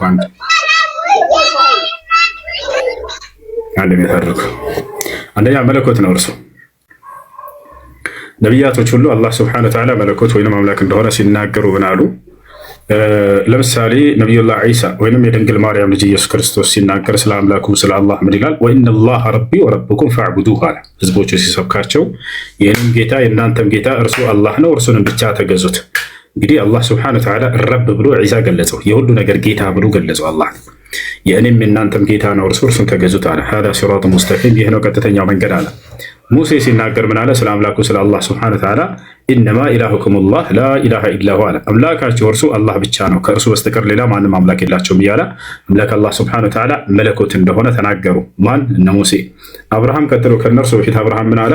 ወኢብራሂም ኢዝ ቃለ ሊቀውሚሂ ኢዕቡዱላህ ወተቁሁ ዛሊኩም ኸይሩን ለኩም ኢን ኩንቱም ተዕለሙን አለ። አብርሃም እዚህ ላይ ስለ አላህ ብቻ ሳይሆን ስለ አላህ ባህሪያቶችም ሁሉ ሊናገር ነው። በደንብ አድርገህ አዳምጥ። የምናመልከውን አምላክ ኢብራሂም ባለም ጊዜ አስታውሳለ። ኢዝ ቃለ ሊቀውሚሂ ለህዝቦቹ ባለ ጊዜ አስታውስ፣ ኢዕቡዱላህ ወተቁሁ አላህን በብቸኝነት ተገዙት፣ እርሱንም ብቻ ፍሩት አለ። ዛሊኩም ኸይሩን ለኩም ኢን ኩንቱም ተዕለሙን የምታውቁ እንደሆናችሁ ይህ ለእናንተ የተሻለ ነው አለ። ሜት አድርጉ። ከዚያ አብርሃም ምን አለ? ኢነማ ተዕቡዱነ ሚን ዱኒላሂ አውሳነን አለ አብርሃም። እነዚያ ከአላህ ውጭ የምትገዟቸው ሁሉ ጣዖቶች ናቸው አለ። አላህን መለኮት ብቻ ነው ካለ በኋላ አብርሃም ከአላህ ውጭ ያለው ደግሞ ጣዖት ነው ብሎ ገለጸ። ወተኽልቁነ ኢፍካነ በራሳቸው ጊዜ ፍጥረታትን እንደ መለኮት አድርጋቸው ፈጥራችኋቸው ነው፣ የራሳቸው ፈጠራዎች ናቸው፣ ቅጥፈትን ፈጥራችሁ ነው አለ። ኢነ ለዚነ ተዕቡዱነ ሚን ዱኒላህ ላ የምሊኩነ ለኩም ሪዝቀን አለ። እነዚያ ከአላህ ውጭ የምትገዟቸው ሲሳይን ሊለግሷቸውም ሆነ ሊነሷቸው አይችሉም አለ። ታዲያስ ፈብተጉ ዒንደላሂ ሪዝቅ አለ። ሲሳይን ስትፈልጉ ከአላህ ዘንድ ብቻ ፈልጉ አለ። አየህ አብርሃም እዚህ የአላህን ባህሪ ሌላውን ተናገረ። እርሱ ምንድን ነው? አምላክ አላህ እርሱ አምላክ ነው፣ ልትገዙት የሚገባው እርሱ ነው ካለ በኋላ ሲሳይን የሚለግስ አምላክ እርሱ ብቻ ነው ብሎ ተናገረ። ፈብተጉ ዒንደላሂ ሪዝቅ ወዕቡዱሁ አለ። እርሱንም ብቻ አምልኩት። ወሽኩሩ ለሁ ስለዋለላቸውም ጸጋ እርሱን ብቻ መስክኑት። ኢለይሂ ቱርጀዑን በምትሞቱም ጊዜ ወደ እርሱ ነው የምትመለሱት አለ። ያ ነው። ሌላው አምላክ አላህ ሱብሓነሁ ወተዓላ ከባህሪያቶች መካከል ምንድን ነው? አላሁ ላ ኢላሃ ኢላ ሁወል ሐዩል ቀዩም ይላል። እኔ አምላካቸው አላህ ማለት ያንን ከእኔ በስተቀር ሌላ ማንም አምላክ የሌለ ይሆንኩኝ ብሎ ተናገረ።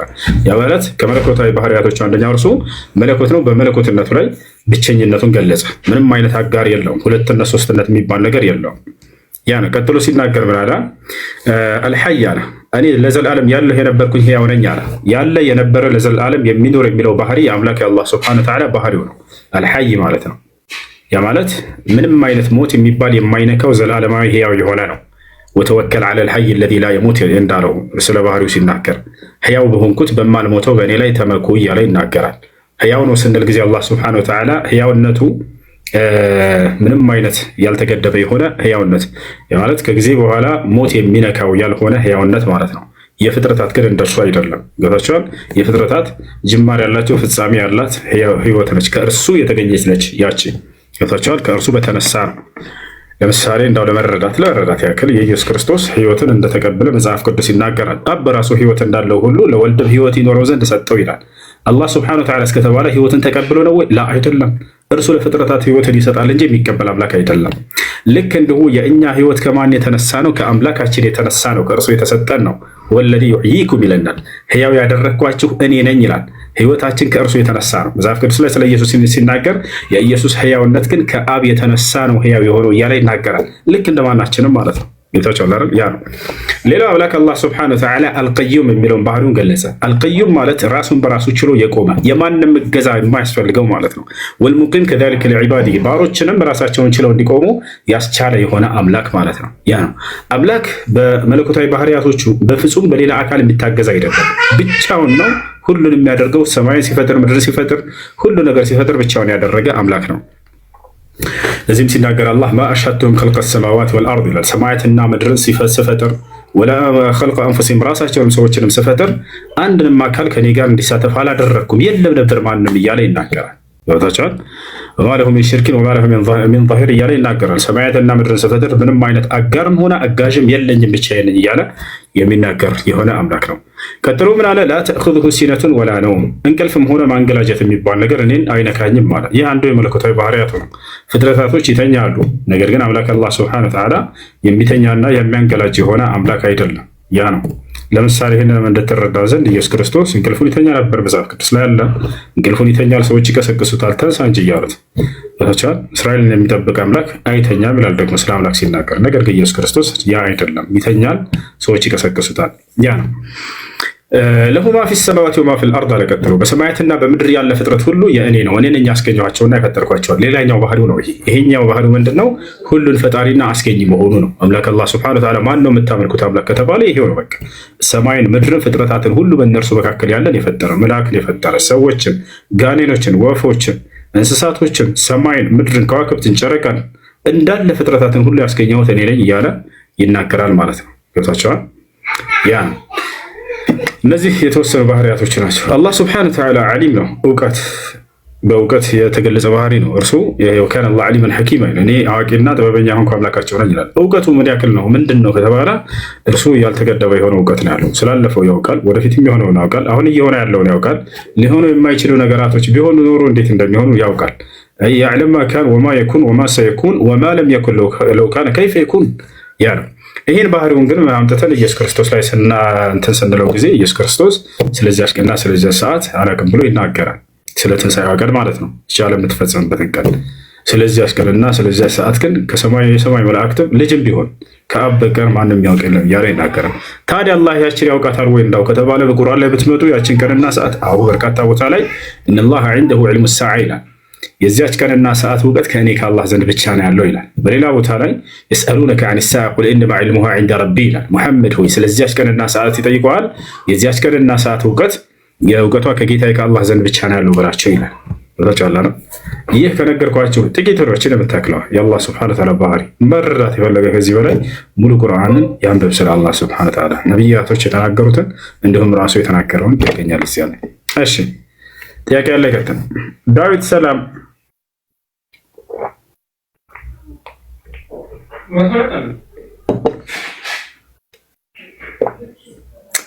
ዳዊት ሎሚ እሺ፣ ክርስቲያን አለ የገባ ክርስቲያን አለ?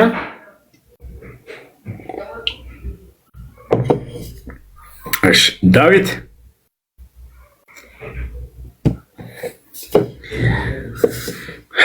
የለማ።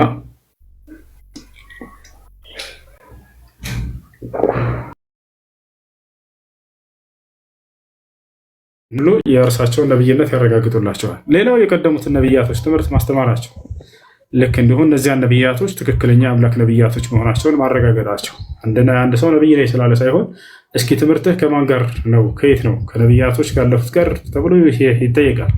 ነቢያችን ሰለላሁ ዐለይሂ ወሰለም ታዲያ የአብርሃም የኢስሐቅ የያዕቆብን አምላክ ያን አንድ አምላክ ነው የጠሩት፣ ያስተማሩት፣ የሰበኩት ደርስ ነው። እንዲሁም ደግሞ እርሱን በብቸኝነት ማምለክ የነቢያት ትምህርት እንደሆነና ያንን አስተምረዋል። ይህን ይመስላል። እኔ እኮ ቁርአን ላይ ለራሱ ሳይ ሙስሊም 855 ላይ ለክርስቲያን መጀመሪያ ያወረደለ ለክርስቲያን ነው ምናምን ይላል። ምን ላይ ሳይ ሙስሊም 855 ላይ መሰለኝ ምን የሚል መጀመሪያ ተሰጣቸው ለክርስትና ነው ምናምን መጽሐፍ ቅዱስ የወረደላቸው ምን ይላል? አይደለም ክርስቲያኖች ከነቢያቶች በኋላ መጥተው ወደ ነቢያት ራሳቸውን አስጠግተው መጽሐፍን የበረዙ የነቢያት ትምህርት ላይ ትልቅ ክህደትን የፈጸሙ ናቸው። አይሁዶችም ክርስቲያኖች። አይሁዶች በሙሳ ትምህርት ላይ፣ ክርስቲያኖች ደግሞ በዒሳ ትምህርት ላይ ትልቅ ስህተትን የሰሩ ሰዎች ናቸው፣ ሌላ አይደለም።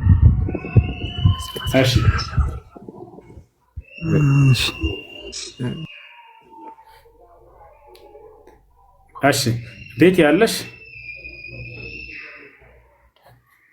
ቤቲ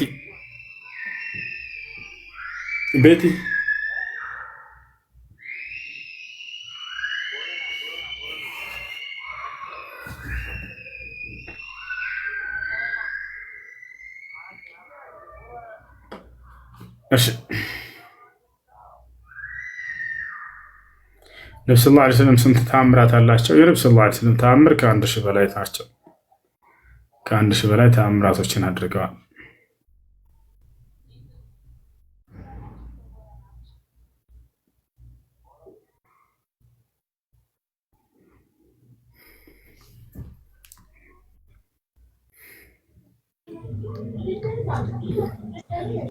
እሺ ቤዛዊት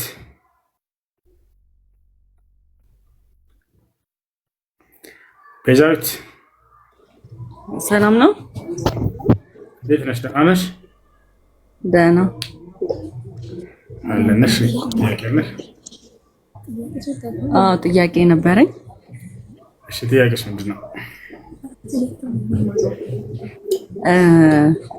እኔ አሁን በቅርብ ነው እስልምናን የተቀበልኩት።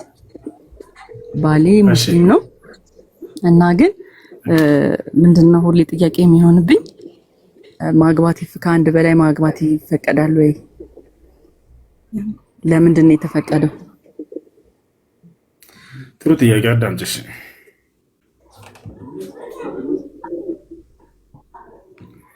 እሺ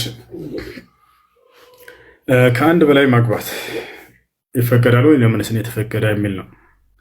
በመጀመሪያ በእስልምና ሃይማኖት ትዳር ለምን ተደነገገ? ዓላማው ምንድን ነው? አንድም ሁለትም ሶስትም እስከ ማግባት የተደነገገው ዓላማው ለምንድን ነው? ከዚያም በመቀጠል ይህ ነገር ለመሆኑ በዚህ በነቢ ሰለላሁ ዐለይሂ ወሰለም እና በትውልዳቸው ላይ የተጀመረ ነው ወይንስ ባለፉትም ነቢያት ዘመን አምላክ ደንግጎት ነበር ወይንስ አዲስ ነው በዚህ ትውልድ ላይ የሚለው እናያለን። ከዚያም አንድ ሰው ከአንድ በላይ ማግባት ሲፈልግ ምን ምን መስፈርቶች ማሟላት አለበት ወደሚለው እንሄዳለን። ካላሟላ ይፈቀድለታል አይፈቀድለትም፣ እነርሱም እንመጣለን። ለመሆኑ ትዳር ለምን ዓላማ ደነገገው? አምላክ ትዳርን የደነገገው መልካም ዘርን ታፈሩ ዘንድ ነው፣ መልካም ትውልዶችን ተክታቸው ትሄዱ ዘንድ ነው። ይህን አላህ በቁርአን ላይ ነብዩ ሰለላሁ ዐለይሂ ወሰለም ሐዲስ ላይ ይናገራሉ። አላህ በቁርአን ላይ ሱረቱ ራዕድ ላይ ሲናገር ወለቀድ አርሰልና ሩሱለን ሚን ቀብሊከ ወጀዐልና ለሁም አዝዋጀን ወዙርያ ይላል። ሙሐመድ ሆይ በእርግጥም ከአንተ በፊት ላሉት ነቢያቶች ሚስቶችን ደንግጌላቸው ነበር እንዲያገቡ መልካም ዘሮችንም ያፈሩ ዘንድ እያለ ተናገረ። መልካም ዘሮችንም አደረግኩላቸው ይላል።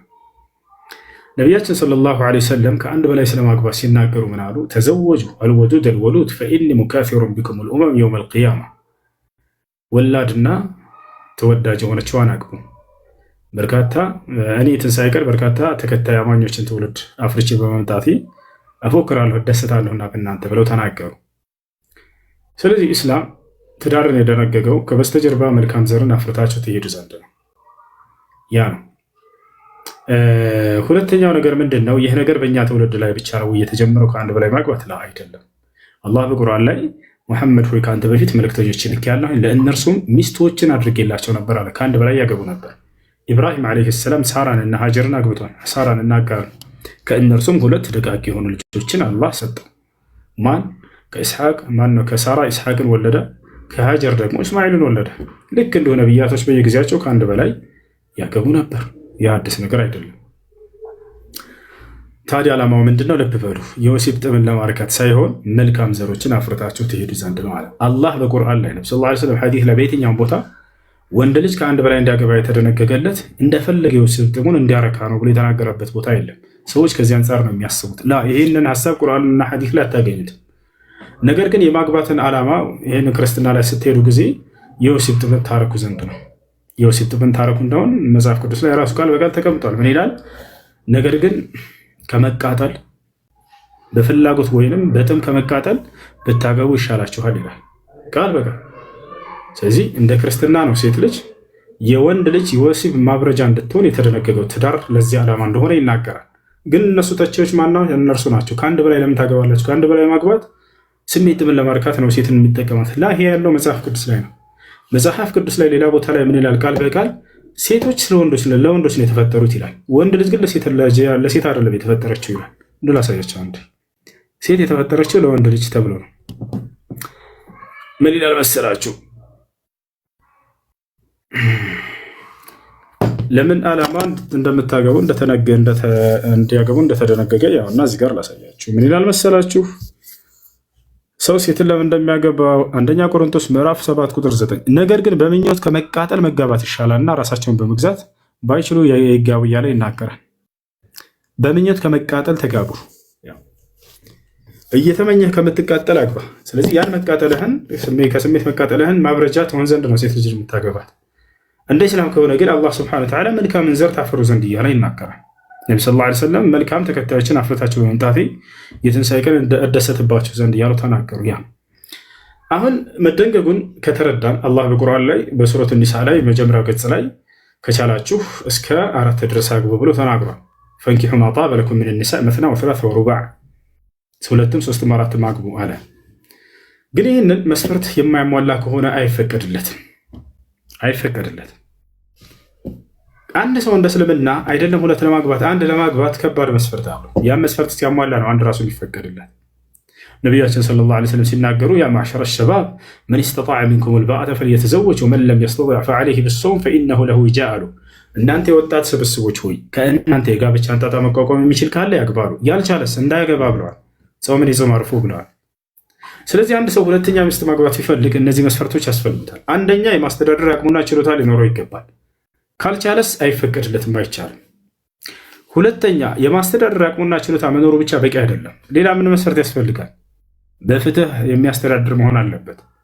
ያቸው የፈለገ ያለምን የሚሞላ ገንዘብ ቢኖረው ሰውየው ፍትሃዊ መሆን የማይችል ከሆነ በሚስቶቹ መካከል የሚያዳላ ከሆነ በመካከላቸው የዛኔ 2ኛ ሚስት እንዳያገባ ክልክል ነው። በእርሱ ላይ አንዲት ብቻ አግባ ብሎ አላህ ይህን ሰውዬ አቅቦበታል። እሺ አቅሙ ሳይኖረው አቅም ኖሮትም ፍትሃዊ ሳይሆን የሚያገባ ሰው ነገ የትንሣኤ ቀን ቅጣት ይጠብቀዋል? ያው ይጠብቀዋል። ነቢያችን ሰለላሁ ዐለይሂ ወሰለም መን ካነት ዐንደሁ እምረአታን ፊ ዱንያ ጃአ የውመል ቂያመቲ ወሽቁሁ ሳቂጥ አሉ።